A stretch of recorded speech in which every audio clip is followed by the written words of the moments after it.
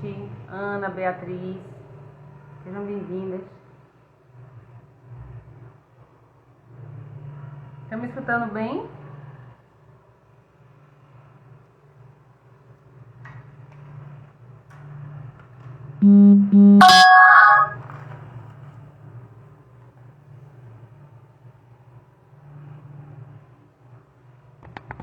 Mandar o convite, aproveita quem foi entrando aí, manda o convite pro pessoal, chama as amigas, vamos participar da live. Tô convidando aqui a turma a entrar e participar.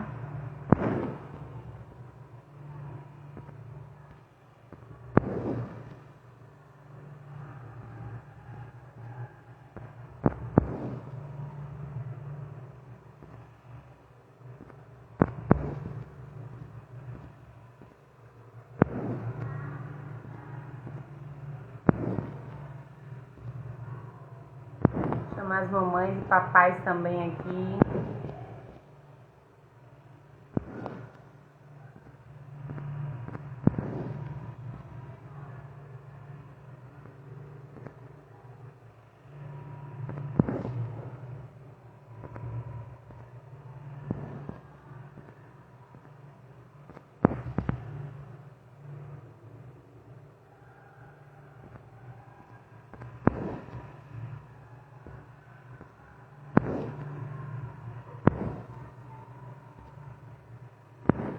Convidando aqui o pessoal, mandando um convite para todo mundo aqui para vir participar.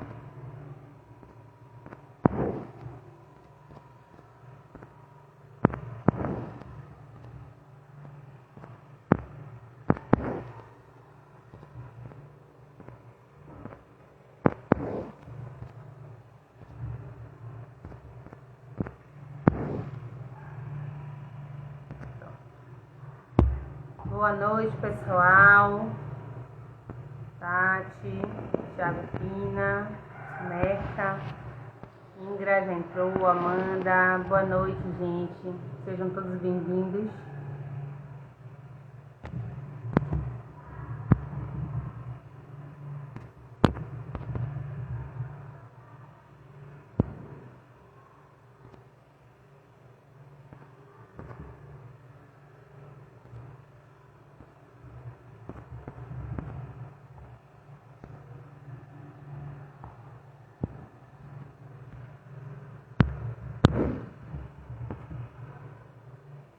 Boa noite, Tati.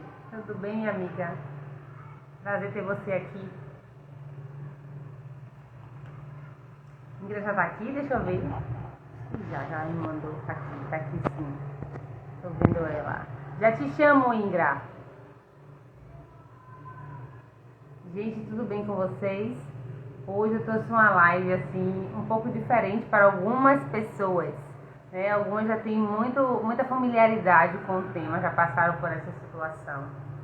E eu vim falar um pouquinho sobre anquilogogia. Antes de falar sobre anquilogogia, eu queria falar um pouquinho sobre freio lingual. Aldacir, o que isso tem a ver? Você convidou um odontopediatra para falar de amamentação. O odontopediatra trabalha com boca, com dente. Mas os bebês que amamentam ainda não tem dente. Embora vocês me dizem muito assim, tá mordendo, o bebê tá mordendo, parece que tem dente, mas não tem. Então o que tem a ver, essa boca, um odontopediatra dentro da amamentação? Primeiro eu queria falar um pouco sobre os freios orais, os freios linguais. O que é isso?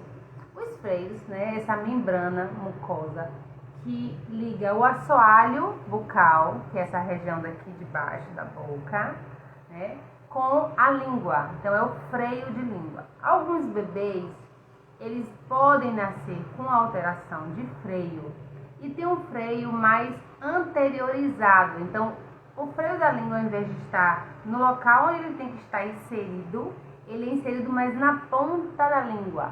Com isso, essa língua ela não eleva para fazer o movimento que é necessário de levar o bico do seio até o palato, o céu da boca, e fazer a expressão da areola, que é a parte escura da mama, por trás do mamilo, depois do mamilo. Então, durante a gestação, as mulheres percebem que suas areolas elas ficam mais escurecidas, né? Mas elas, os bebês eles têm dificuldade de pegar essa língua e ir lá dentro da boca, né? Colocar o seio lá dentro e fazer uma elevação. Então, quando o freio é curto, quanto mais curto o freio, mais anteriorizado esse freio, eles não conseguem fazer essa elevação, tornando difícil a extração desse leite. E outras complicações mais que eu vou falar juntamente com Ingra no decorrer desta live.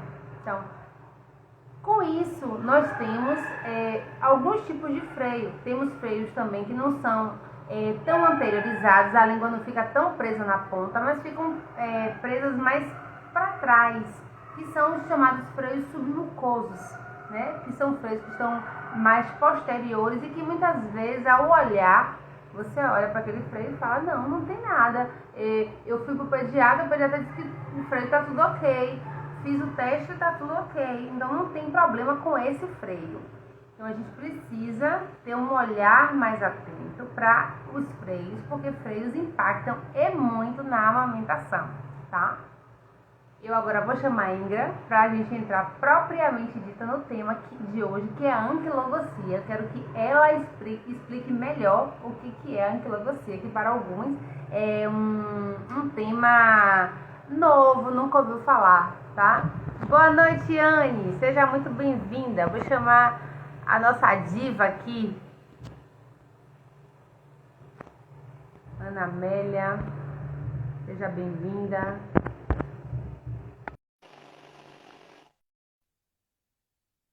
Já enviei o convite. Hello! Oi, Alda. Nossa, tô toda desgrenhada. Você tá o quê, Ingra? Toda desgrenhada. Toda Mentira. Esta mulher linda, maravilhosa que vos falo. Fiz até uma maquiagem mais caprichada hoje, pra ver se eu chego na metade da beleza dela. Ah, Porque, tá. ô, bicha bonita! Boa noite, gente. Boa Boa noite. noite, Ana. Boa noite, Inda. Seja muito bem-vinda. É um prazer ter você aqui. Você é uma querida, você sabe disso. Eu gosto de você de graça. Não precisa nem pagar, é gratuito. Me E encontro. hoje você está aqui, né, com a missão de explicar para as mamães que estão entrando. Algumas não têm ainda noção. Boa noite, André. Seja bem-vindo. Boa- O que é a anquilogocia? Eu estava falando um pouquinho do freio oral, falei sobre os freios anteriorizados, alguns são posteriores, mas eu gostaria muito que você explicasse, né, para as mães que estão aqui, o que é anquilogocia. Ótimo. Anquiloglossia é o nome, né, que é dado para a popular língua presa. Então, é quando a gente tem um freio, como a Alda falou, né, essa membrana aí que conecta, né, a parte de baixo, né, de assoalho com a língua. É quando esse freio ele está alterado. Às vezes esse freio ele pode estar curto, às vezes ele pode estar também muito espesso.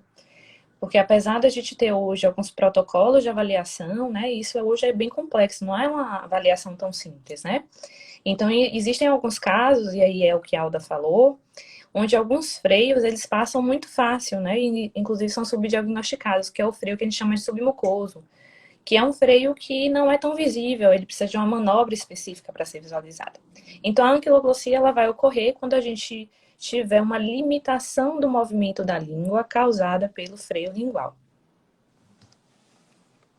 Ingra, como é que a gente faz para ir? Tem um monte de colega sua aí, já vi ter paciente gente aí, né? Em comum, eu e Ingra temos muitas pacientes em comuns, porque quando eu tenho meus bebezinhos e a língua tem um freio que impacta ali em alguns momentos da amamentação, eu vou falar sobre isso, e aí a gente troca, né? Compartilha esses pacientes aí em um caminho para a Ingra, ela me devolve para poder continuar com a amamentação. Super melhor é o pediatra, eu que o diga. Então, como é que é identificado que esse bebê ele tem anquilogocia? Existe algum exame, algum teste que seja feito para identificar? Ótimo. Então, desde 2014, existe uma lei federal no Brasil, né, que obriga, né, hospitais, maternidades a realizar o que a gente chama de teste da linguinha. Existem alguns protocolos hoje que a gente usa no Brasil, né? Um dos mais conhecidos e mais completos que a gente tem é o de Martinelli, mas a gente tem outros protocolos mais simples que podem ser aplicados. Então, através da aplicação desses protocolos, né, já bem definidos aí nessa literatura, a gente vai fazer uma avaliação para identificar se existe ou não a anquiloglossia. Certo. Então, com o teste da linguinha, E certo? É feito o teste da que é o linguinha. mais conhecido Esse dele, é né? o mais conhecido teste da linguinha, que é o da Roberta, né? E Mas existem outros também, o Bristol, né? Que é um protocolo também que é utilizado. Mas a gente trabalha muito com o teste da linguinha. Ingra, quem pode fazer o teste da linguinha? É isso. só odontopediatra? É só fonoaudiólogo? Me explica um pouquinho, quem pode fazer esse teste? Não, qualquer profissional, né, devidamente qualificado, isso é muito óbvio, pode fazer a aplicação do teste, né? Inclusive, eu e a Alda, a gente fez, né, Alda, esse teste com a própria Roberta no curso com ela. É um teste bem completo, né, de fácil aplicação, mas precisa, obviamente, ter uma capacitação para isso. Porque precisa também entender muito Sim, a documentação, né? sim. Então, na prática, às vezes eu percebo que quando eu tô com a mãe, tem um bocado de fã sua aí, né? Tá bombando. Olha só, na prática a gente percebe que alguns bebês, eu pelo menos que atendo em domicílio, agora em consultório, os bebês chegam para mim e eu pergunto logo, mãe, fez o teste da linguinha? Não fez. E aí, tudo ok? Tudo ok. Só que quando eu vou avaliar esse teste, não tá ok. A criança ela tem um score elevado, né? O score é uma pontuação para as pessoas que não são profissionais da área de saúde, são mães, que não são profissionais da área de saúde. O teste ele tem uma pontuação e dentro da pontuação tem um valor mínimo, né? Que aquele valor é um valor que não vai prejudicar, não vai causar impactos, né, no desenvolvimento da criança e também na amamentação. Só que alguns testes eles passam e para mim eles vêm com o teste que é um teste que está ok, o score normal e não está. Então ocorre muito, tem uma dizendo não fizeram o É, teste da linguinha na maternidade. Ocorre muito não fazer o teste ou esse teste está subdiagnosticado, como você falou. Então, por que você acha que isso ocorre tanto? isso. Dois motivos, né, Alda? Primeira coisa, eu sempre gosto de falar da lei federal para entender que é um direito, né? E quando é um direito, né, ele precisa ser atendido. Então, é uma lei federal. Os hospitais e as maternidades, eles precisam realizar o teste, tá? Então, a família tem que cobrar, né, durante o nascimento. Eu acho que o que acontece são dois motivos. A falta de profissional qualificado, né? Então, os hospitais não estão preparados para essa demanda. E o que acontece, que eu acho que com certeza, o que a gente percebe, né, que geralmente passa muito fácil, é aquele freio mais difícil de diagnosticar, que é o submucoso. Porque quando é aquele freio clássico, na pontinha da língua, todo mundo sabe. Então, olham ali rapidinho e já percebem a alteração. Mas quando é freio submucoso, que é aquele freio realmente difícil de diagnóstico, precisa de uma manobra específica, precisa conhecer, é um freio que passa muito fácil, né? E aí é quando tá com a consultora de amamentação que ela começa a identificar, né, que existem ali algumas queixas, algumas alterações. Lore, Eu estou ouvindo você um pouquinho travando. Eu queria que o pessoal desse um feedback para mim. É a minha internet? Sou eu que estou travando? Ou é Indra? Porque às vezes eu estou te vendo travando, mas pode ser a minha internet. O áudio tá legal, gente. Vocês conseguem me ouvir bem, tá? conseguem ver Indra bem. Eu tô travando, Indra tá travando. Quem tá travando para vocês? Para eu tentar ajustar aqui. O presidente travou um pouco. Eu Ian, tirei quem travou, Ian? Ingra ou eu? Ou as duas? O áudio tá bom, mas eu quero saber quem tá travando. eu. André, você tá travando mesmo, prof. E aí, então Foi- é Ingra que tá travando? Já tirei, já mudei a internet para melhorar. Jamile, seja bem-vinda, Jamile. Ingra tá travando. Ok, Ingra tá travando. Se tiver como, Melhorou. às vezes, botar nos dados móveis, eu acho que E às vezes segura melhor, tá? as duas. Priscila já disse que as duas estão travando, Ingra. Ok. Pronto. Aí a Anne falou que o freio de Dante estava escondidinho, melhorou. Às vezes tem uns freios que Ingra tá travando, o áudio tá bom, o áudio de Ingra de Ingra tá travando. Ok. Pronto. Melhorou. Melhorou. Então, o que que acontece? Às vezes, esses freios estão, como a Anne falou aí, mais escondidinhos e precisa que a gente faça uma inspeção, um exame mais detalhado, né? E o exame tem que ser invasivo. Invasivo porque eu falo, gente, porque eu tenho que introduzir o dedinho na boca do bebê. Ele não é dolorido, mas às vezes o bebê grita muito, chora muito. Mas não é porque tem dor, é só porque eu tô pegando nele, tô abrindo ali a boca. E tem que ser feito com todo carinho, com todo cuidado. Eu sempre peço licença, é uma coisa que a Roberta sempre fala muito isso. Você vai invadir a boca de uma criança, ele é um bebê, você tem que pedir licença para invadir essa boquinha, Também. né? Então eu converso, ó, a titia vai olhar aqui sua boquinha. Nossa, acabou de nascer, tem 2 dias. Às vezes eu pego assim, ó, nós saímos do hospital, tem 2 dias de vida, mas eu preciso pedir licença porque eu vou invadir, né, o corpo dessa criança. Então eu converso e aí eles até relaxam mais. Com relação a essa identificação, você me disse que a falta de profissionais qualificados, alguns profissionais às vezes não estão bem qualificados para o teste, né? E por isso passa aí por esse diagnóstico que está um diagnóstico inconclusivo, ou às vezes um diagnóstico que não é tão assertivo. Inclusive, esses Pode falar. esposos, como eles são difíceis de visualizar, às vezes é engraçado que a família fala assim: ah, o pediatra, o médico, enfim, falou que ele nem tem freio. Todo mundo tem freio. Ele já conversa, só não foi vista, né? Mas todo mundo tem freio. Mas é engraçado. Não é visível, ele não tem freio, né? Exatamente. Eu queria falar um pouquinho, Ingra, da anquilogosia referente à amamentação. Então, às vezes o bebê, eu identifico que tem, e isso às vezes um atendimento difícil. Eu gosto muito quando eu estou no atendimento ali em conjunto com o pediatra, que é o pediatra que ele me procura, ou eu procuro o pediatra e eu tenho esse retorno. Porque eu entendo que para a mãe é muito difícil, né? Ah, o enfermeiro falou isso, o odontopediatra falou isso, a fono falou isso, e o pediatra falou aquilo. Então, quando a gente tem um atendimento multi, que às vezes acontece, a gente precisa ter um atendimento multi, nós tivemos um caso desse, assim, que foi uma junta Tá, para poder eu. trabalhar com foi osteopata, foi tudo. Né? E todo mundo ali conversando e fazendo uma interação para poder ajudar. E a criança só lucrou. Então, quando vem para mim esse freio, que eu digo, não, gente, esse freio, ele é claro, ele está claro, tem que fazer a frenotomia, né, que é a cirurgia. Mas, às vezes, o odontopediatra diz que não, não, isso aí só vai impactar na fala, mais lá para frente, e não é. Então, eu vou falar agora sobre as alterações da amamentação.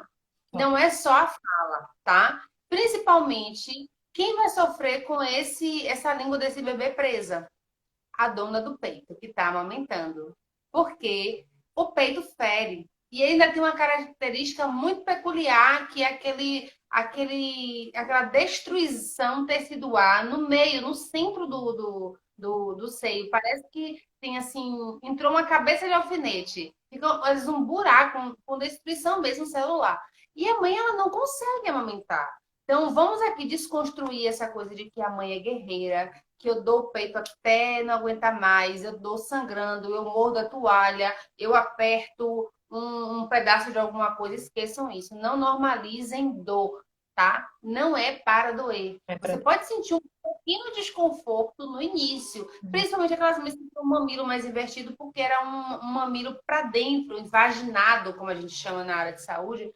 E aí, esse mamilo, quando ele é exteriorizado na sucção, ele nunca foi tocado aquela região, porque está sempre protegido ali dentro. Então, há uma sensibilidade maior. E algumas mães também têm mais sensibilidade. Com isso, pode ocorrer um desconforto, mas essa dor incapacitante que a mulher não aguenta, não normalizem. Então, um bebê que mama fazendo estalos, um bebê que está mamando e tá. O barulhinho é esse. Tanto que eu peço muito assim, ó, me manda vídeo quando eu tô atendendo. Me manda, mas não deixa ninguém falar durante o vídeo, só para eu ouvir. Então, a respiração que às vezes está muito ofegante. O bebê tá mamando com a respiração ofegante, né? Estalando. É aquele bebê que bota a boca e solta, bota a boca e solta, bota a boca e solta. Ele faz uma mamada, suga e solta, suga um pouquinho e solta, suga um pouquinho e solta. Ele não consegue fazer o vácuo para poder prender a boca no seio. É uma mamada que vaza leite pelas laterais, né? Escorre muito leite ali pela lateral. É o freio, o calo de amamentação muito acentuado. Tem bebês que têm calo no lábio superior, tá todo de calo de amamentação. E o central, então, é um calo enorme, que isso aqui fica bem alto do bebê. Quando vocês verem um bebê com muitos calos de amamentação, aquele calo muito grande, ó, já desconfia, tem alguma coisa de errado aí, tá? E a mãe que não aguenta, então, é uma mama que quase nunca esvazia. Por quê? Gente, pela questão, a língua, ela é revestida por uma fáscia. Igual como o coração é revestido pelo pericárdio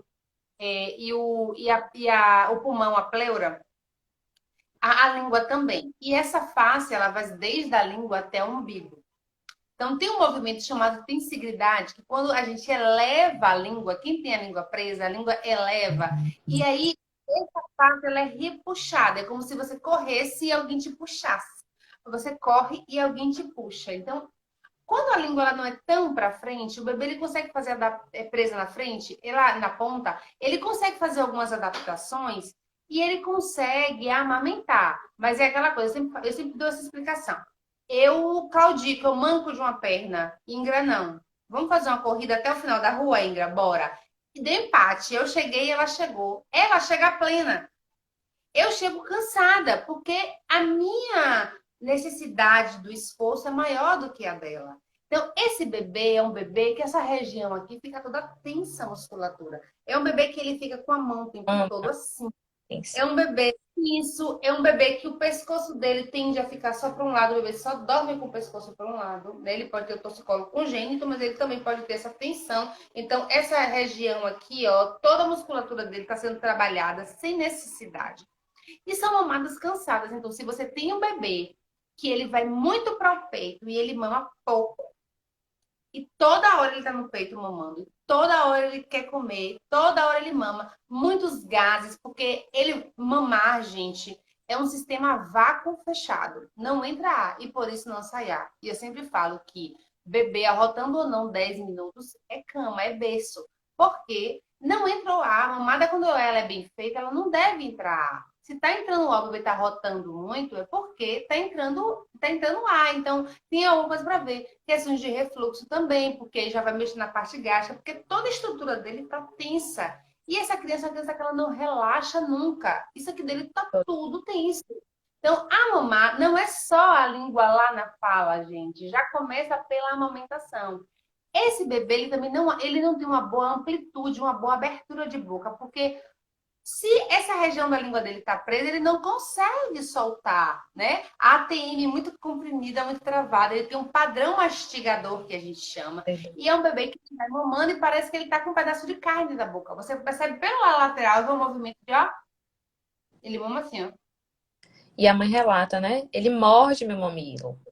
Parece que ele está mastigando, parece que ele está mastigando. Então, o bebê que precisa, inclusive, de um osteopata, que é o profissional que faz, que é o fisioterapeuta que faz as manobras para poder ir ajudando a liberar.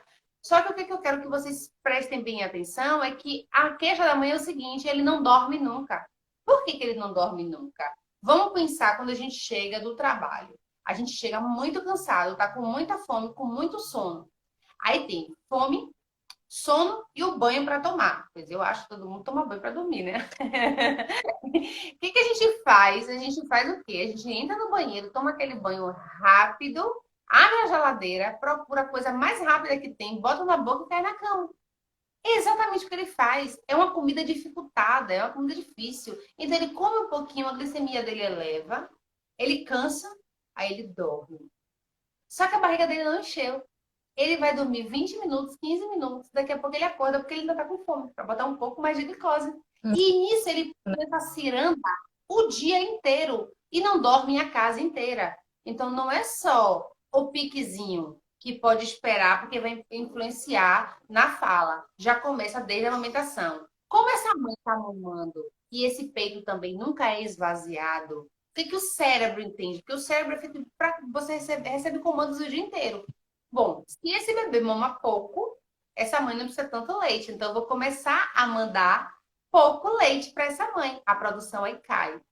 Ou é uma mãe que essa mama nunca esvazia, uma mama muito cheia de leite, ocorre o quê, gente? Obstrução de ducto, engurgitamento mamário e mastite. Então, são mães que têm mastites recorrentes e com muita frequência, tá? Por conta disso, por ter uma mama não esvaziada a contento. Então, olha quantas coisas eu já citei aqui. Pode ocorrer um frênulo, né? Um Pois, frênulo que não está liberado. Eu estou falando só da amamentação. Agora eu vou passar a bola para a Ingra, para ela falar de outras questões da parte dela. bom, a gente tem aí, né, também uma coisa que a gente acabou falando, porque vai ser uma consequência desse combo, que é a perda de peso inadequada, que a gente vê muito isso acontecer no laboratório, né? Bebezinho que não atinge, todos os 10 dias ainda não atingiu o peso, né, do nascimento, continua tendo perdendo peso, não ganhando, né, o peso adequado. A gente tem também compensações e a gente consegue, assim, é bom falar disso porque às vezes a mãe pode também começar a olhar, né? Como você falou, esse bebê que mama tenso, ele mama com o ombrinho encostado na cabeça, de tão tensa que essa região está. É um bebê também que faz muita compensação, então a gente pode ver aquela covinha, né, Alda? Quando mama. Sim. Não faz esse Compensação, movimento de bochecha que vai e vem, ó. isso, Ele porque mama e faz isso, ó.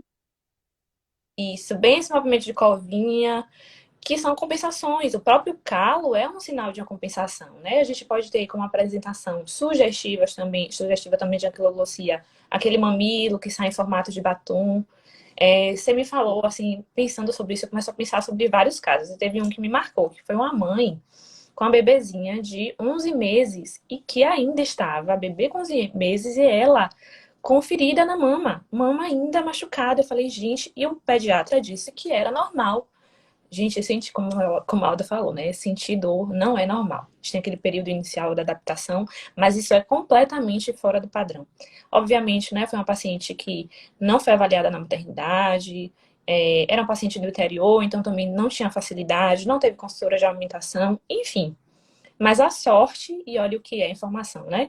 Uma conhecida viu, né? Começou a perceber que tinha alguma coisa errada, comentou, né, de mim, e ela veio quando a gente viu um freio super, hiper alterado. Bebê com 11 meses ainda fissurando a mama da mãe. Isso não é normal. Então, trazendo aqui um pouco para a área da odonto, existem outros, né, outras consequências que a anquiloglossia podem causar.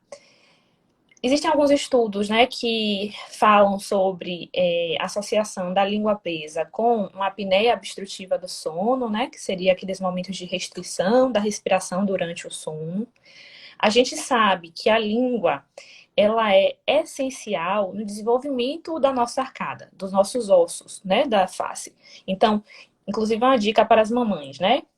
Quando a gente pega a boquinha do bebê que está relaxado e abre essa boca, o certo é que essa língua ela esteja acoplada lá no céu da boca, que é o palato. Então, essa pressão da língua, que aí é mais ou menos aí de 500 gramas, né? Parece que não, mas é uma pressão muito importante, é quem vai modelar esse osso da maxila. E esse osso, ele tem uma proximidade grande com o osso nasal.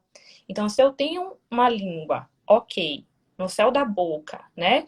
Que faz essa pressão modelando o meu osso, eu vou ter também um osso nasal mais amplo. E por isso eu tenho, né, uma chance maior de ter uma respiração nasal adequada, que é o ideal. O certo é a gente respirar pelo nariz, não pela boca. Se a gente respira pela boca, e isso pode acontecer no bebê, na criança que tem a língua presa, a gente vai ter toda a alteração do padrão de respiração. Então, a gente tem também uma alteração no padrão de crescimento. Então, uma criança que tem um rosto mais longo, uma criança que tem muita olheira, uma criança que não atinge o sono profundo, porque ela não respira bem, então ela não dorme bem também. A gente tem aí a associação também da linguinha presa com refluxo, né, que a Alda também falou. Então, a gente tem né, um pouco de desenvolvimento de alguns órgãos. A gente pode ter problemas na arcada, problemas dentários, enfim, vários problemas. A gente pode ter o desmame precoce. A gente pode ter o desmame precoce, né? Diante de todas as consequências, a mãe às vezes realmente não aguenta, dor, desconforto, o que mais? Introdução alimentar, né? Então, às vezes, quando a criança maior chega no consultório para consulta e a gente identifica a anquiloglossia, é o que a gente percebe, né? A alteração de fala, né? Que aí a gente só vai ver quando essa criança estiver um pouco maior, e também uma dificuldade na introdução alimentar. Então, uma criança que tem restrição a algumas consistências, então, uma criança que não come bem, não come, né, aquelas consistências mais moles, amolecidas, enfim. E aí é um trabalho muito mais difícil, né? Uma criança que precisa ser acompanhada por muito tempo com fonoaudiólogo, fazendo terapia, enfim. A gente tem uma outra coisa importante que tem acontecido bastante, principalmente está associado àquele freio que é o submucoso, né? Que é aquele freio que a gente conversou, que ele passa muito fácil, né? Ele é subdiagnosticado, que são as alterações motoras. Então, como a Alda falou, né? Esse complexo muscular, né? Então, esse músculo da língua, ele está associado com outros músculos do nosso corpo, né? Então, ele está diretamente relacionado com a postura. Então, acontece geralmente o que tem acontecido é que vem às vezes um encaminhamento do fisioterapeuta. Uma criança que não está atingindo os marcos de desenvolvimento, né, fazendo fisioterapia e não evolui.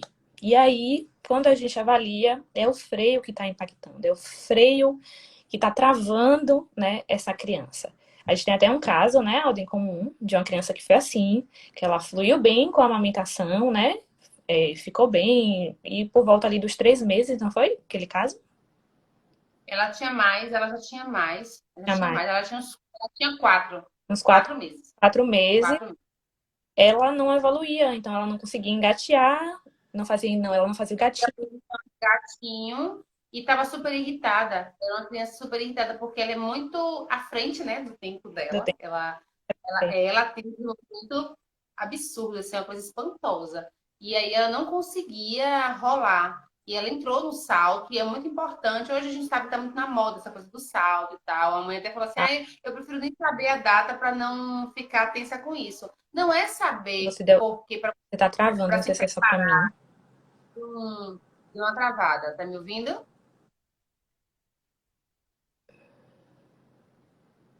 Ah, Ingra? oi. Você deu uma travada, não sei se é só pra Deu uma travada e voltou. Pronto.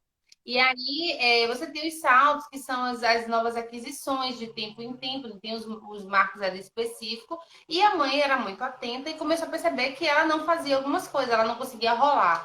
E a menina tentava rolar o dia inteiro, ela ficava irritada, porque ela tentava, o corpo não deixava ela fazer o giro, mim. né? E também ficava em posição de gatinho para engatear. Ela já tinha passado por mim. A clínica, gente, era soberana, né? O bico, ele era um bico em formato de batom, que é o muito característico. Ou o bico ele fica muito amassado, é como se você pegasse o bico e colocasse numa sanduicheira de pão. Ele fica amassado, bem uma tensão bem grande. Até esqueci. E, é, e alguns fazem aquele bico de batom, que ele vai gastando e só mais embaixo, assim, o bico fica imprensado aquela parte de cima. Pronto. Com isso, o que ocorreu foi que veio para mim novamente. Eu disse: realmente o mamilo tá assim. Amanhã, às vezes, queima a assa. Tava com a fisioterapeuta, tava com a fonoaudióloga, foi para osteopata, foi para Ingra, e aí liberou o freio, que era um freio submucoso. Pronto, acabou. Acho que com uma semana ela já estava rolando. Ela rolou e fez tudo. A mãe ficou, né? Foi. A mãe ficou super feliz. Então, para vocês verem como impacta em tantas coisas, né? Uma coisa que mais me chama a atenção é que a família não dorme. A família não consegue dormir. E essa mastite de repetição e também esse ganho de peso. A criança não consegue ganhar peso. Porque a mama nunca é esvaziada. Nunca é esvaziada. Quando eu falo mama esvaziar, gente, mama nunca esvazia, tá? Mas é uma mamada em que você percebe que a mama ela tem uma retirada ali, uma extração de leite suficiente para que o bebê esteja alimentado e nunca fica. O bebê está sempre com a barriguinha vazia, tá? Então, é para estar atento. A fala também, é aquela criança que fala com a língua presa, né? Ela não solta. E é muito interessante, eu não sei se Ingra já aconteceu isso com você, eu às vezes pego atendimentos que a mãe só vai descobrir porque não aumentou a primeira filha na segunda. Teve uma mãe que chorava tanto, tanto, porque ela se sentia culpada. O atendimento foi até meio terapêutico. Ali foi uma catarse, uma liberação de uma culpa que ela não tinha, porque ela não conseguia entender por que que ela não conseguia amamentar primeiro. Ela fez de tudo, mas a menina tinha a língua bem presa. E quem identificou foi a escola que chamou, não foi o pediatra, não foi ninguém. A escola chamou para poder falar que ela não estava conseguindo falar e viu a alteração na língua, pediu para poder ensinar. Então, observe como isso impacta. Ela já estava não conseguindo falar as palavras, e principalmente quando se está alfabetizando, a gente vai escrever como fala, né? E ela falava errado, ela não conseguia falar alguns fonemas por conta da língua, e aí ocorria que estava dificultando na alfabetização dela. E ocorre também, um caso também que eu tive foi de uma mãe até que também como é odonto, o pai, eu falei pro pai assim, a mãe falou assim, eu disse, normalmente a característica é menino, porque é mais característica que meninos. Mas era uma menina. Eu disse, tem algum histórico? A mãe falou assim, não. Aí eu falei assim, e na sua família é pai? Ele não. Mas aí o pai conversando, sabe? A gente já tem um ouvido mais aguçadinho ali, né, Ingra? É. Beijos, Anne. E aí eu vi Tá. assim, eu disse, Anne, pai, beijo, Anne. Deixa eu ver sua boca, abre a boca. E ele não queria fazer. Ele falou assim: não, eu não preciso, não acho isso besteira para agora, vai submeter a criança a um procedimento tão invasivo. Aí eu, deixa eu ver sua boca, pai. Quando ele, gente, a língua dele nem levantava direito. Aí eu falei assim: pai, você também tem anquiloglossia. Ele falou assim: então, vivi a minha vida toda, nunca tive nada. Aí eu falei: ah, tá bom. Aí eu fiz assim: pai, você mamou? Ele falou assim: não, minha mãe não conseguiu amamentar nenhum filho, são quatro. E você tá falando assim, realmente, meus irmãos todos têm a língua assim, tem um que tem pior ainda, esse mamou assim uns 20 dias. Eu falei, pai, realmente ninguém teve nada na sua casa. Eu falei, isso aqui, como é que é? É muito tenso. Eu vi, aí a mulher falou assim, vive com entorse. Vive com entorse, porque ele tem isso aqui muito tenso. E minha cabeça dói muito. Você não tem nada. Aí a cajadada, assim, final, foi assim, eu falei assim. E aí, ele beija bem. Aí ela falou assim: beija. Aí ele fez assim: você não vale, porque eu sou o único namorado dela. Mas a você já tinha outras namoradas e a queixa das minhas namoradas era que eu não beijava. Eu falei: então, é por conta da língua. Então, olha quanta coisa ele tinha e é ele que ele não não sabia tranca nada. que era por conta da língua. Isso. Ele teve várias, tinha tudo, né? Na verdade, tudo que precisava se ter com relação ao que ele tinha, Eu- mas ele não sabia. Mas é engraçado que sempre acontece, né? Porque é uma questão genética, né? Então, por isso que a gente pergunta. Inclusive, no protocolo, a gente faz esse questionamento porque ele pontua. Então, pode ser herdada, né? E aí, isso é super comum. A gente sempre pergunta, se tem algum caso na família? Não. A gente não sabe. Quando a gente vai investigar, eu também sou super curiosa. Sempre peço, pode olhar sua língua também? A gente descobre de quem é a culpa. Geralmente é do pai, viu? Vou livrar as mães dele. É, geralmente. Porque crescem mais meninos. E aí é super comum. E existe mesmo essa resistência. Tem um caso super parecido também, Alda. E aí ele disse, não, mas eu não tive problema nenhum. Aí a mãe fez assim, mas como assim não? Você usou o aparelho 10 anos e até hoje não consegue resolver. Porque o problema era tão importante que ele fazia uma interposição de língua, não deu para corrigir, fez fono, enfim. Questão já que virou, inclusive, cirúrgica. Não dá mais só para corrigir com aparelho ortodôntico, né? Eu fiz, olha só, pai, imagina se tivesse mais alteração, hein? Não mamou, enfim. Mas Pois é isso para a família também, né, Alda? Receber essa notícia, né, de que um bebezinho pequeno vai passar por uma cirurgia que, por mais que seja muito simples, né, relativa, eu não gosto nem de dizer a família assim que é simples, porque é uma cirurgia, tem sua complexidade, mas é muito difícil para a família, assim. Eu tento sempre ficasse. e dar uma acolhida, assim, calma. Vai ser tudo bem, porque é muito difícil, né? A gente que é mãe sabe, complicado. Ó, a Amanda disse Ingrid, que ficou no noivo e assim, um ele pouco quer fazer. Conversa com ele, Amanda, que a gente convence ele. convence ele a fazer. Ele precisa fazer. É, bons motivos. E aí, gente, entra essa Já questão já pinta. social. E aí entra essa questão social, né? Com o impacto da anquiloglossia, bullying. né? Essa questão mesmo, a gente usa a língua para o beijo, a gente usa a língua para tomar sorvete, né? Enfim, então é um impacto realmente, porque a língua ela tem várias funções, né? Então, além de tudo isso que a gente conversou, ainda tem esse impacto social, que é muito importante. É a questão também da arcada dentária, como você falou, e já ouvi falar também da coluna, né, Indra? Isso, Que é né? importante o respirador oral ali também, pode também trazer impactos para a coluna. Isso mesmo. Olha quantas coisas, gente. Indra, eu queria que você explicasse um pouquinho como que é a, a frenotomia, né? Nós tivemos minha primeira paciente, quando eu encaminhei para a Indra, e eu sou muito zelosa, assim, sou muito ciumenta com minhas mamães. É mesmo. A primeira vez que eu fui para a Ingra, eu não conhecia a Ingra ainda. Uma paciente minha que me indicou Ingra, veio com excelentes referências, e a mãe super tensa, e eu vi que o bebê realmente tinha um freio ali, que era um freio que precisava de uma atenção imediata, também estava quase desmamando, porque muitas caem no desmame precoce mesmo, muito precoce, 20 dias o bebê já não está mais mamando, porque elas não aguentam de dor, e eu disse, eu vou te acompanhar. E aí eu fui para acompanhar. E assim, é muito rápido, né? Tanto que eu falo, quando eu indico, eu falo, gente, é tão rápido. E eu sei porque eu já estive lá, né? Eu fiz questão, assim, de depois publicar, fazer uma postagem com Inga, para poder explicar um pouquinho mais, para poder trazer um pouco de. Porque eu não tive essa questão, né, com a minha filha. Mas, então, eu não tinha essa vivência.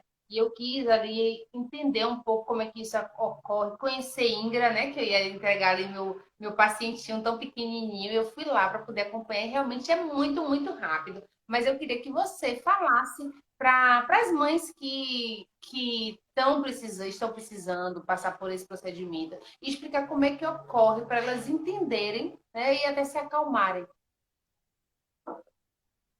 Isso. Como a gente estava conversando, né? Não é uma notícia boa que a família recebe. Eu fico morrendo de pena, que eu sou mãe, eu entendo. Então, a primeira coisa é ficar tranquila, né? Confiar no profissional que você escolheu. Isso é muito importante também. A gente vê muitos profissionais fazendo a cirurgia e não são capacitados. Ontem mesmo eu recebi uma foto que fiquei triste, assim. Então, você precisa muito confiar no profissional que você está fazendo. Como é que funciona a técnica em si, né? Então, o tratamento para anquilossia em bebês é chamado de freinotomia. Consiste, né, na liberação, naquele corte daquele freio que está ali alterado. Na minha técnica, eu sempre trabalho com anestesia tópica e uma anestesia local, né, para garantir conforto para o bebê. Ele não fala, mas eu consigo garantir ali e deixar a família também tranquila, né? Que esse bebê está bem anestesiado, que ele não está sentindo nenhum desconforto, porque é muito natural, né? A gente vai segurar aquela boquinha daquele bebê, então vai ter um choro, mas a gente sabe que aquele choro é o choro do desconforto, da manipulação da cavidade, mas não de dor. Então eu gosto de garantir isso para a família. Então, apesar de alguns profissionais não trabalharem com anestesia local, às vezes só com anestesia tópica, eu me sinto mais segura assim. Então, depois dessa fase de anestesia tópica, né, e local, a gente faz a liberação, que pode ser feito por duas técnicas, e eu trabalho com as duas técnicas, que é a convencional, feita o cortezinho, né, com a tesoura, ou com o laser cirúrgico. Essa decisão em relação à técnica depende muito do tipo de freio, né? Então, isso é muito individual, e a gente toma essa decisão junto com a família, tá? Mas eu trabalho com as duas técnicas. É uma coisa que a família sempre pergunta. Então, sempre ficam com dúvida, né? Então, meu bebê vai sair mamando? E a resposta é sim. De 100 bebês, 99 mamam imediatamente após o procedimento. Então, é super tranquilo. Então, a gente até prova a mãe, né? Às vezes a gente segura, levanta a linguinha, o bebê chora, a gente para de mexer, o bebê para de chorar, pra gente mostrar a ela que o chorinho ali é só do desconforto, né? De estar segurando a boquinha, tá levando aquela língua. Mas é um procedimento tranquilo, o bebê ele mama logo em seguida, isso é muito bom, isso ajuda a gente, parece, o leite é tão maravilhoso que ele ajuda no sangramento. Então, quando o bebê mama, é incrível, Alda. Para de sangrar imediatamente. Eu falo, meu Deus, santo leite, que até nisso ele ajuda. Então, isso é muito bom. Eles mamam, alguns, né, eles levam um tempinho maior para se adaptar, afinal a linguinha também tá ali anestesiada. mas também é super tranquilo. Esse pós-operatório também, ele é bem tranquilo. A gente deixa um analgésico prescrito de horário, mas geralmente a maioria dos bebês não usam, né, esse analgésico por muito tempo. A família às vezes administra só uma dose, que é suficiente. E aí eu sempre, né, procuro saber da família no dia seguinte o feedback, como é que a criança tá, como é que eles estão, essa dupla, né, mãe e bebê. E na maioria das vezes, não, tá tudo bem, doutora. Parece que não fez nada. Então, assim, é um procedimento muito tranquilo, mas obviamente também precisa ser feita por um profissional capacitado, né? E esse atendimento, muitas vezes, ele tem que ser também multidisciplinar, né? Você, quando você faz, você tem que ter uma parceira, né? Uma colega, para poder posicionar. Ela não faz sozinha. Eu sei que quando a paciente chega, assim, no dia que eu acompanhei, eu acho que toda a entrada da cliente no consultório, entrega de documentação, pagamento, etc., levou assim, em torno de uns 20 minutos, Ingra chamou, ainda conversou mais uns 25 a 30 minutos. O procedimento mesmo levou acho que menos de 5 minutos. Foi muito rápido, muito rápido. O que mais demora é a parte burocrática, né? E é importantíssimo falar que pós a frenotomia é importante voltar para a consultoria de amamentação. Quem está aqui desde o início da live, eu ainda fiz uma comparação de uma corrida de uma pessoa que claudica, que manca de uma perna e a outra não. Então, agora, eu que era a pessoa que mancava da perna, não manco mais. Só que essa perna eu tô meio perdida, porque antes eu tinha uma perna que eu tinha uma mobilidade, agora eu tenho outra. Então, meu quadril mexe de forma diferente para poder andar. E eu preciso agora aprender a andar com essa perna no tamanho adequado. Então, esse bebê às vezes pode ocorrer engasgos, porque ele faz muita força para levar essa língua, que não precisa. Lembra que isso aqui dele é tudo muito tenso? Então, ele ainda está usando muito músculo ali, ó, acessório, que não deveria para mamar. Então, faz um esforço desnecessário. Então, essa língua leva com muita força, com muita pressão. Às vezes, a mãe ainda continua sentindo dor. O posicionamento tem que ser modificado próprio para essas situações, para que ele consiga compreender que ele não precisa fazer tanto esforço. É necessário também que esse bebê tenha uma atenção ali com o fonoaudiólogo em alguns momentos, também com o osteopata, porque mesmo fazendo essas liberações, ele está ainda tão tenso, né? Liberou o frênulo, mas ele ainda está tão tenso. Alda, Precisa. Oi. Alda, tá travando um pouquinho. Não sei se é o meu só. Não sei se Você tá está travando travando pra para mim. todo mundo. Você travou para mim também. Gente, está travando. Estão ouvindo bem a gente? Acho que não está. Não tá. Tá me ouvindo, Ingra? Eu tô. Pronto. Se o pessoal tá me ouvindo. Gente, dá um ok. Diz que tá ouvindo, por favor. Agora tá melhor. Pronto. Então, é necessário o acompanhamento com o fonoaudiólogo. O importante é aí entra o trabalho multidisciplinar, onde a gente não faz tudo sozinho, Muito. né? Eu preciso dar fono para poder Isso mesmo. olhar as disfunções orais que foram sendo acometidas ao longo de todo esse esforço, né? Esse bebê que às vezes adapta o rosto mais de um lado, então usa mais a musculatura de um lado da face do que da outra. E o osteopata já voltou. Naira, você tá aí, tô falando da fono, Naira chegou. E aí é É, necessário o trabalho da fono, né, para poder estar ali, importantíssimo, e também do osteopata para fazer suas liberações. Então, com relação a isso, eu vou te perguntar: ocorre casos de ter uma reabordagem de o freno, às vezes, fez o procedimento da frenotomia e não ficou, precisou liberar mais, pode liberar um pouco e você perceber que mais na frente precisa, ocorre isso? sim. É uma coisa que eu gosto sempre de falar, né? E a gente estava conversando sobre isso, é que a frenotomia não é um piquezinho primeiro, né? A gente ouve, ah, é só um pique. Não é o pique, né? Se você falar, se alguém falar para você pique, sai correndo porque não é o pique. Então, o pique é uma liberação insuficiente, inadequada. Então, a gente precisa fazer uma liberação correta. Existe um padrão ouro cirúrgico e isso precisa ser feito. Então, o que pode ocorrer, né? Então, pode ocorrer uma liberação inadequada desse freio, precisar de uma nova intervenção. Outra coisa que é o que a gente mais se preocupa, e essa é a importância do acompanhamento multiprofissional, é o risco de ter readerência ou fibrose, que é como se fosse uma queloidezinha, né, naquela cicatriz. Parecido, né? Algo parecido com isso. A fonoaudiologia aí trabalha forte. Fono e osteopatia, fisioterapia, a equipe da física, assim, é essencial. Então, principalmente naquele freio, que é aquele freio submucoso, ele é o mais difícil, inclusive, é que tem maior risco de readerência e fibrose. Então, a gente precisa controlar essa cicatrização. Existe aquela questão que é individual, né? E isso pode acontecer, né? Então, a gente percebe, às vezes, o paciente ele tá com fono, tá com osteopata e teve um padrão de cicatrização ruim. Isso é uma questão individual. Mas existem outras coisas que a gente consegue controlar. E como é que a gente vai controlar para, né, permitir uma cicatrização legal?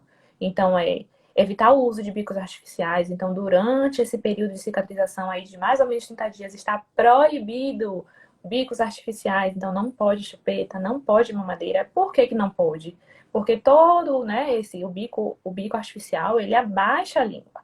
E quando eu corto, tudo que eu quero é essa língua elevada. Se eu tenho alguma coisa, né, um artifício abaixando essa língua, eu também vou ter uma alteração nessa cicatrização. Então, a gente proíbe o uso de bico artificial no pós-cirúrgico, né?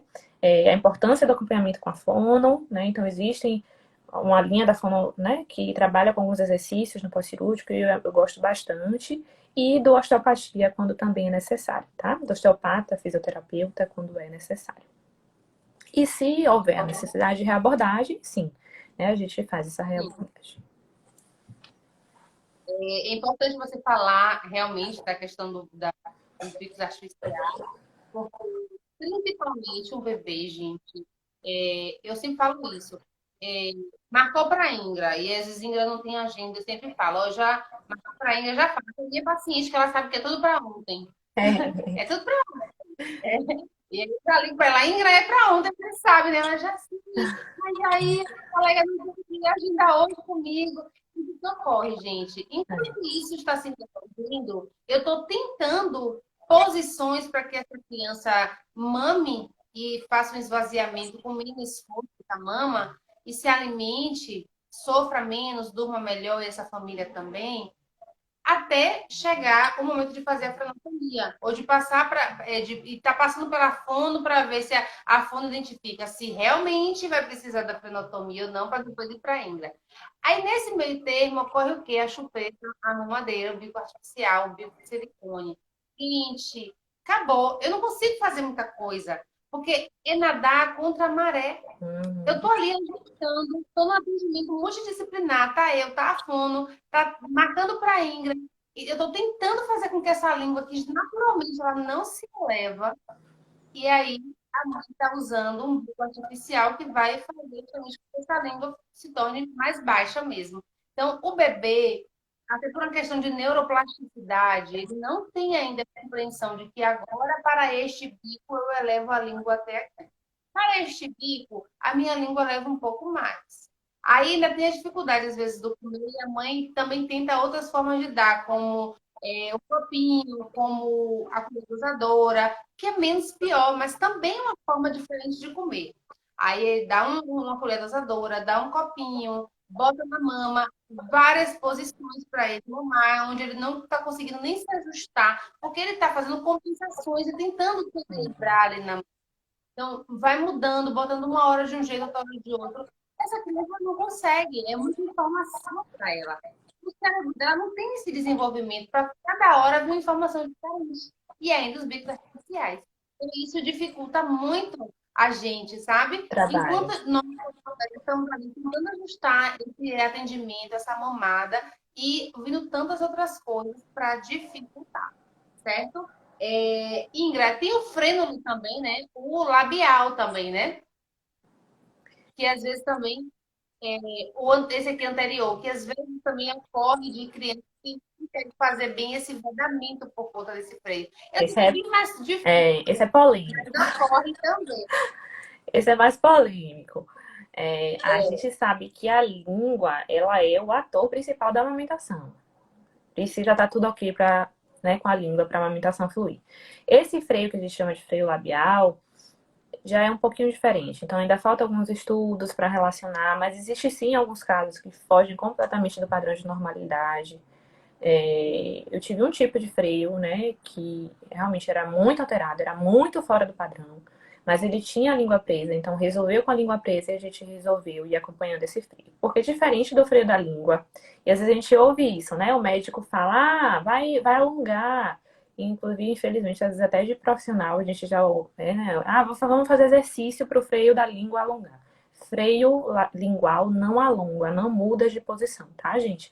Pela constituição das fibras de colágeno, isso não vai Tempo não acontecer. solta, não Isso. solta, não solta. Diferente Então, do freio, diferente do freio labial. Quando a gente tem um crescimento ósseo, né, em altura, largura, a gente vai ter uma reposição desse freio. Então, ele vai mudando de posição com o tempo.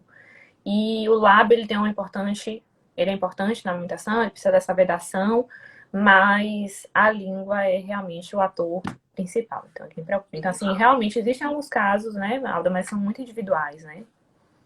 tá. É importante falar, gente, que a questão da boca de peixe. Eu vou falar uma coisa aqui, porque a gente ouve muito falar assim.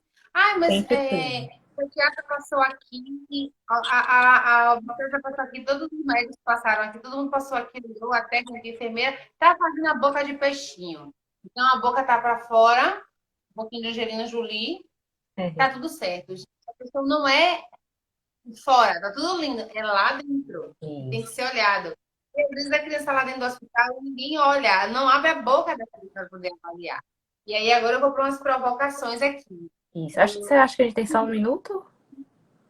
Hã? A gente tem só um minuto ou a gente tem mais, você acha? Não tem limite, né? Tá perto já, tá Tá, perto já.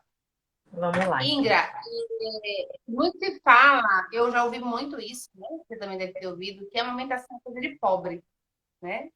Pobre que amamenta muito bem. Pobre não tem problema com a amamentação, né? Pessoas que têm um poder aquisitivo maior que têm essas dificuldades. Gente, muitas vezes, se a pessoa não tiver esse poder aquisitivo maior, ela realmente não vai conseguir amamentar. Porque eu citei vários exemplos aqui de crianças que precisaram de atendimento multidisciplinar. Imagine uma pessoa com a condição socioeconômica não tem condições de contratar uma fonoaudióloga, um osteopata, um fisioterapeuta, A uma funcionária de consultora. alimentação e uma odontopediatra. Eu estou falando Uhum. de 5 profissionais envolvidos em uma língua para amamentar. Então, amamentar não é só coisa de pobre, tá? Vamos desmistificar algumas crenças aí que se vem trazendo e é muito investimento. Eu estou com uma mãe agora que foi a terceira consultora, tá? Ela já vem aí com a terceira fonoaudióloga. E também, muitas vezes também ocorre que a pessoa vai para os profissionais que não têm tanta habilidade, né? Mas pegam os casos. E isso é terrível, porque é um desgaste da mãe, da criança, excesso de manipulação. Então, até acertar no profissional que realmente tem a competência para isso, e a mãe fica ali. Qualquer pessoa que tiver um problema de saúde, que não for para o profissional correto logo, vai realmente ter um pouco de dificuldade. E às vezes, quando eu chego, não dá mais tempo. Porque a criança está tão irritada, estressada, que ela não quer mais amamentar. Não porque ela não quer comer no peito da mãe, não gosta de mamar, não é isso. Mas é o toque de um jeito de um, o toque de outro, a forma de agir. Então, as manipulações, posicionamento, não acaba que a alimentação sabe, tá? Isso Então, mesmo. não é só coisa de pobre, tá? Então, eu escuto muito, muito isso, tá? As pessoas da classe A também têm muito problema para alimentar. Com certeza. Outra coisa que eu queria falar também é sobre a rede de apoio, que muitas vezes a rede de Essencial. apoio apoia, porque eu não amamentei, eu não mamei como esse pai mesmo, não mamei qual o problema, né? E não Isso sabe é que ele não horrível, mamou né? porque tinha um problema, existia uma limitação para ele não mamar. E porque não tinha, às vezes, um bom poder aquisitivo naquele momento, não tinha conhecimento suficiente, porque a saúde muda a todo tempo. A gente está aí com o Covid vendo isso agora, né? De 3 anos para cá, a mudança que teve. E toda hora tem estudo, toda hora tem estudo. Então, as coisas mudam o tempo todo na saúde. Então, vamos entender que é importante essa coisa da rede de apoio. E me falam também muito sobre o hospital. Mas no hospital viram e banalizaram, às vezes até a própria fono viu, a pediatra viu, a enfermeira viu, falou: não, gente, eu quero que vocês, principalmente para ver de UTI. Vamos pensar numa coisa: tem uma fonoaudióloga dentro da UTI. O foco desse atendimento, principalmente UTI, UTI é o quê? Então, são cuidados mais graves, né? Que precisam ser olhados. Então, é um bebê respirar bem. E eles precisam pagar essas UTIs. Embora. O foco não é esse. Então, a fono viu, a enfermeira viu, até que dê a mama, o leite no copinho. Às vezes, até na mamadeira mesmo, vai para a mamadeira. Minha filha tomou na mamadeira mesmo. A ideia é tirar dali, até por conta de contaminação. Em casa, você e aí precisa desse acompanhamento entre profissionais em casa. Porque ninguém vai ficar acompanhando. Claro que é importante um bebê mamar. É importante. Mas a gente precisa ver o que é prioridade ali dentro. Um bebê que tem problema respiratório, um bebê que está sem conseguir se alimentar, ele vai comer no copinho, ele vai comer na mamadeira. Então, muitas vezes, não é que o profissional também não é capacitado. É que ali o foco não é esse. O Uhum. foco é outro, tá? Ingra, meu amor, você tem alguma coisa para falar? Porque eu tenho uma coisa para te perguntar que já no final dessa live, que eu ainda vou atender agora. Viu. Não, acho que a gente falou de tudo que a gente conversou, né? Trouxemos, assim, vários pontos importantes. Eu acho que tá tudo ok, né? Ok? Eu fiz até um Uhum. roteirinho para não entender de nada que eu acho que deveria ser importante de falar. E algumas coisas que eu te perguntar que eu estou falando. Certo. É, me fala uma coisa. Perguntar aqui e queria que você me desse um respostas assim, rápido. Chupeta ou Uhum. dedo? Nenhum dos dois. Nenhum dos dois. Consulta pré-natal. Odontológica também, por favor. Não Tem a consulta esqueça. odontológica. Não Isso. sabem que tem a consulta odontológica. Pois é, por favor. Inclusive, né, no SUS, na caderneta da gestante, né? Isso a gente precisa falar, né? Muita gente critica o SUS, mas às vezes nem conhece. Mas é o lugar onde isso funciona, né? Na caderneta tem lá o espaço, né, do pré-natal odontológico. Então precisa sim fazer, porque a gente tem alguns estudos, né, que mostram uma possível associação entre parto prematuro e doenças da boca. Bebê com baixo peso nascer e doenças da boca. Então, tratar essa mãe, a gente também está tratando o bebê, tá? Também é um momento para a mãe já justamente, né, receber essas informações sobre tudo isso que a gente está conversando, né? Sobre a importância da língua, do teste da linguinha. Então, é essencial. Ok. Idade para escovação do bebê. Primeiro dentinho. Surgiu escova de dente, pasta de dente. Você vai me fazer Com flúor ou com sem flúor. flúor? Ah, Ok. sabia. Com flúor A sempre. quantidade, A a partir de 1000 quantidade ppm de flúor. A mil quantidade ppm ela e vai a variar de quantidade. acordo. Isso, a quantidade vai variar de acordo com a quantidade de dentes ou a idade da criança. De uma forma geral, para ficar mais simples, quando tiver pouco dentinho, 1 grão de arroz. E a criança ainda não sabe cuspir. Quando a criança sabe cuspir, 1 grão de ervilha. É o suficiente. Hoje eu encontro a doutora Ingrid. Hum, bom, no Mundial Office eu trabalho ali perto do Salvador Shopping, né? Atendo no consultório. É, tem um link no meu Instagram que vai direto pro meu WhatsApp, então vocês podem me procurar por lá ou aqui pelo Instagram. A Aldo também tem meu contato pessoal. Então, qualquer coisa, estou aqui para ajudar vocês. Você atende até que idade? Eu atendo até adulto, eu gosto de atender todo mundo. Acorda todo mundo, né? Acontece, às vezes chega o pai, um avô né, que vai levar o neto, assim, ô doutor, morre de vergonha. Sei que a senhora só atende criança, mas é porque eu também tenho um pouquinho de medo, a senhora pode me atender? Claro, eu adoro atender e cuidar da família, de pessoas. Pronto. Então você não é só odontopediatra, atende Não, adultos é, meu coração é da pediatria, mas eu atendo adulto também. também, tá? Gente, para quem está aqui que não me conhece, eu sou a Aldacia Almeida, eu sou enfermeira neonatal, eu trabalho com consultoria de amamentação, trabalho também com consultoria do sono, consultoria de desmame, consultoria pré-natal, que é importante a mãe entender da amamentação já desde a gestação. Trabalho com consultoria de retorno ao trabalho, aquela mãe que está amamentando e aí quer trocar leite, quer aumentar a produção do leite.